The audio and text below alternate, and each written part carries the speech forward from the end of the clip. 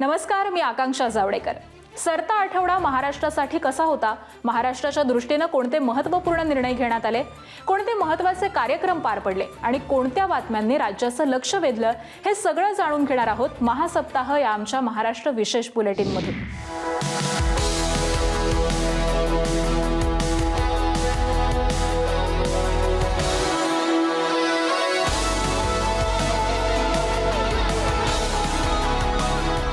सुरुवात करूया अहिल्यानगर जिल्ह्यामधून। अहिल्यादेवी होळकरांच्या 301व्या जयंतीनिमित्त चौंडीमध्ये खास सोहळ्याचं आयोजन करण्यात आलं होतं। या कार्यक्रमाला मुख्यमंत्री देवेंद्र फडणवीस, उपमुख्यमंत्री एकनाथ शिंदे, उपमुख्यमंत्री सुनेत्रा पवार यांनी उपस्थिती लावली होती। यावेळी पुण्यश्लोक अहिल्यादेवी होळकरांच्या स्मारकास भेट देऊन त्यांनी अभिवादन केलं। मागील वर्षी आम्ही त्यांच्या 300व्या जयंतीच्या निमित्ताने चोंडीमध्ये मंत्रिमंडळाची बैठक घेतली। महाराष्ट्रातले जेवढी शक्तिस्थळ आहेत त्यांचं पुनर्निर्माण करण्याचा निर्धार आम्ही केला आणि मला सांगताना आनंद वाटतो की जे निर्णय इथे घेतले ती सर्व कामं आम्ही सुरू केलेली आहेत। आपल्या लाडक्या बहिणींना आम्ही आत्मनिर्भर करण्याचं काम केलंय, आत्मसन्मान मिळवून देण्याचं काम केलंय।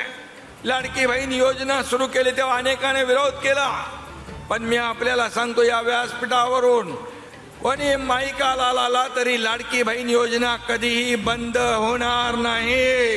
अहिल्यादेवीच्या नावानं एक भव्य स्मारक, महिला सक्षमीकरणासाठी आदिशक्ती अभियान आणि त्यांच्यावरील आधारित एक बहुभाषिक चित्रपट तयार करण्याचा निर्णय आपल्या महायुती सरकारच्या मंत्रिमंडळाने घेतलेला आहे। वळूयात पुढच्या बातमीकडे। देशातील पहिला एकीकृत शहर घनकचरा प्रक्रिया प्रकल्प नागपुरातील भांडेवाडी डम्पिंग यार्डमध्ये साकारला गेलाय। या प्रकल्पामुळे कचरा मुक्त शहराची संकल्पना प्रत्यक्षात येणार आहे। या प्रकल्पाच्या माध्यमामधून सुमारे 1200 मेट्रिक टन कचऱ्यावरती प्रक्रिया होईल। 28 टन प्रतिदिन गॅसची निर्मिती होईल, अशी माहिती मुख्यमंत्री देवेंद्र फडणवीसांनी दिली आहे। भारतातील अशा प्रकारचा हा पहिलाच प्रकल्प आहे। या प्रकल्पासाठी नागपूर महानगरपालिकेतर्फे 30 एकर जागा उपलब्ध करून देण्यात आली आहे। या पुढची बातमी आहे मुंबई टेक वीक संदर्भातली। महाराष्ट्र AI क्रांतीचं नेतृत्व करण्यासाठी अत्यंत सक्षम आहे। आगामी काळामध्ये महाराष्ट्र देशामध्येच नव्हे तर जगामध्ये AIचं नेतृत्व करेल, असा विश्वास मुख्यमंत्री देवेंद्र फडणवीसांनी मुंबई टेक वीक 2026 या कार्यक्रमात व्यक्त केलाय। मुंबईतील BKC मध्ये मुंबई टेक वीक 2026चं मुख्यमंत्र्यांनी उद्घाटन केलं। या कार्यक्रमामध्ये देश-विदेशामधून सहभागी झालेल्या स्टार्टअप्स, तंत्रज्ञान कंपन्यांना महाराष्ट्रामध्ये AI क्षेत्रात काम करण्यासाठी हा सर्वोत्तम काळ असून महाराष्ट्रासह भारतासाठी काम करण्याचं आवाहन मुख्यमंत्र्यांनी यावेळी केलंय। नवी दिल्लीमध्ये मुख्यमंत्री देवेंद्र फडणवीस यांनी पंतप्रधान नरेंद्र मोदींची भेट घेतली। महाराष्ट्राच्या विकासासाठी विविध विषयांवरती यावेळी चर्चा करण्यात आली। यासोबतच महाराष्ट्रामधील विविध प्रकल्प आणि योजनांची माहिती देखील यावेळी मुख्यमंत्र्यांनी पंतप्रधानांना दिली।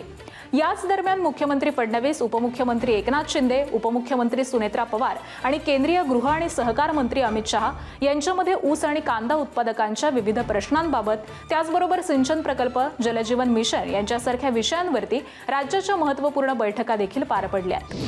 पुढची बातमी मंत्रिमंडळ निर्णयाबाबत। मुख्यमंत्री देवेंद्र फडणवीस यांच्या अध्यक्षतेखाली झालेल्या राज्य मंत्रिमंडळाच्या बैठकीमध्ये माजी रेल्वे मंत्री आणि केंद्रीय अर्थमंत्री तसंच कोकण रेल्वे प्रकल्पामध्ये बहुमूल्य योगदान असणाऱ्या मधु दंडवते यांचं नाव सावंतवाडी रेल्वे स्थानकाला देण्याच्या प्रस्तावाला मंजुरी देण्यात आली। हा प्रस्ताव आता केंद्र सरकारकडे पाठवला जाणार आहे। पुढचा निर्णय बदल्यांसंदर्भातला। राज्यात सुरू असलेल्या जनगणनेच्या कामांच्या पार्श्वभूमीवर शासकीय कर्मचाऱ्यांच्या 2026 मधल्या सर्वसाधारण बदल्यांना मुदतवाढ देण्याचा निर्णय देखील मंत्रिमंडळानं घेतलेला आहे। ठाण्यात पुण्यश्लोक अहिल्यादेवी होळकर यांच्या जयंतीनिमित्त अहिल्यादेवी होळकरांच्या स्मारकाचं उद्घाटन उपमुख्यमंत्री एकनाथ शिंदे यांच्या हस्ते पार पडलं।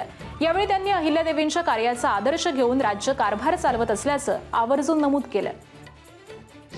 मुंबईतील नूतनीकृत बालभवन इमारतीचा लोकार्पण सोहळा मुख्यमंत्री देवेंद्र फडणवीस यांच्या हस्ते पार पडला। यावेळी उपमुख्यमंत्री सुनेत्रा पवार देखील उपस्थित होत्या।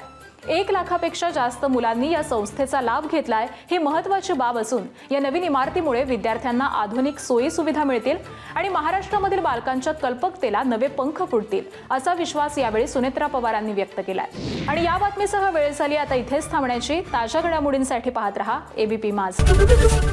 ABP माझा, उघडा डोळे बघा नीट।